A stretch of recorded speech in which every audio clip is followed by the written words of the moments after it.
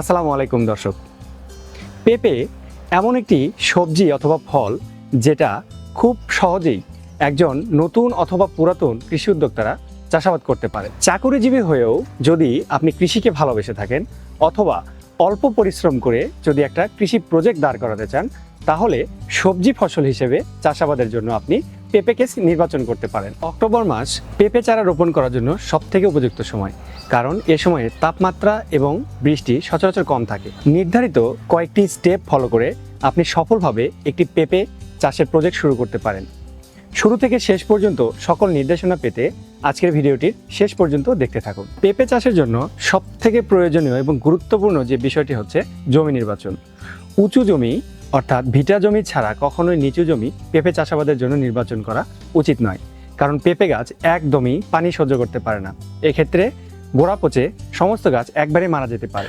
ভালোভাবে জমি চাষ করে বেড এবং মাদা দুই পদ্ধতিতেই আপনি পেঁপে চাষ করতে পারবেন। এক্ষেত্রে বেড পদ্ধতিতে আপনার বেডের প্রস্থ হবে 3 ফুট এবং ড্রেনের প্রস্থ হবে 2 ফুট। মাদা পদ্ধতিতে মাদা থেকে মাদার দূরত্ব চতুর্দিকেই থাকবে 6 ফুট। 1.5 ফুট প্রস্থ এবং 1.5 ফুট গভীর মাদা তৈরি করে প্রতি মাদায় 50 গ্রাম ফসফেট, 25 গ্রাম ইউরিয়া, 25 গ্রাম পটাশ সার প্রয়োগ করে 8 থেকে 10 দিন ফেলে রাখতে হবে। তারপর প্রতি 50 কেজি জৈব সার অথবা কম্পোস্ট সারের সাথে 1 কেজি হারে ওয়ান ডার্মা মিশিয়ে প্রতি মাদায় 5 কেজি হারে মিশিয়ে 5 দিন থেকে 7 দিন পর 45 থেকে 60 দিন বয়সের পেঁপের চারা রোপণ করতে হবে। ভালো মানের পেঁপের চারা কোথায় পাবেন? গ্রিন ওয়ান কোকোপিটের মাধ্যমে পলিহাউসের নিয়ন্ত্রিত পরিবেশে উৎপাদন করছে 100% শিকড়যুক্ত সুস্থ সবল ভালো জাতের পেঁপের চারা। আমাদের কাছে পাচ্ছেন বিগত কয়েক বছরে ভালো ফলন প্রদান করা বেস্ট জাতগুলো, যেমন সুইটি, বাবু, green lady, top lady, red lady এবং রেড গান। অন্যান্য সবজি ফসল চাষাবাদের ক্ষেত্রে যতটা পরিশ্রম করতে হয়, পেঁপে চাষের ক্ষেত্রে কিন্তু তার থেকে অনেকটাই কম পরিশ্রম করতে হয়। গাছের বয়স রোপণের থেকে 50 দিন হয়ে গেলে সহায়ক খুঁটি দিতে হবে। আগাছা নিয়ন্ত্রণের জন্য শীতকালে মালচিং পেপার ব্যবহার করা যেতে পারে।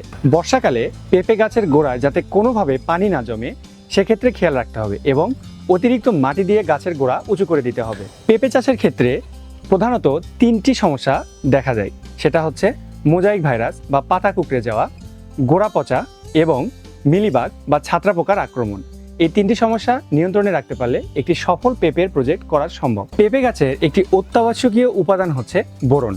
এজন্য প্রতি 8 থেকে 10 দিন অন্তর অন্তর সলুবর বোরন প্রতি লিটার পানিতে 2 গ্রাম হারে মিশিয়ে পুরো গাছে স্প্রে করতে হবে। পেঁপে গাছে ফুল ফল আসা শুরু হলে অক্সিজেন অথবা ফ্লোরা অথবা কমপ্লেসাল জাতীয় ঔষধ প্রতি লিটার পানিতে 2 মিলি হারে মিশিয়ে প্রতি 8 থেকে 10 দিন পর পর নিয়মিত হারে স্প্রে করতে হবে। গোড়া পচা সমস্যার জন্য ম্যানকোজেব এবং কার্বেন্ডাজিম গ্রুপের বালাইনাশক প্রতি 5 থেকে 7 দিন পর পর নিয়মিত গাছের গোড়া সহ ভিজিয়ে স্প্রে করতে হবে।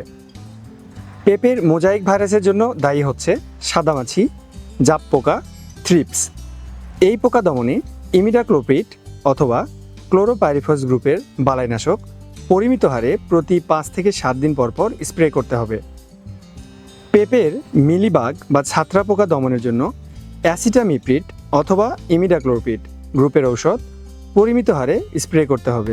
ভালো জাতের পেঁপের চারা এবং শুরু থেকে শেষ পর্যন্ত পরামর্শ গ্রহণ করে আজকেই শুরু করে দিন আপনার সফল পেঁপের প্রজেক্ট। গ্রিন ওয়ান সবসময় কৃষি এবং কৃষকের পাশেই রয়েছে।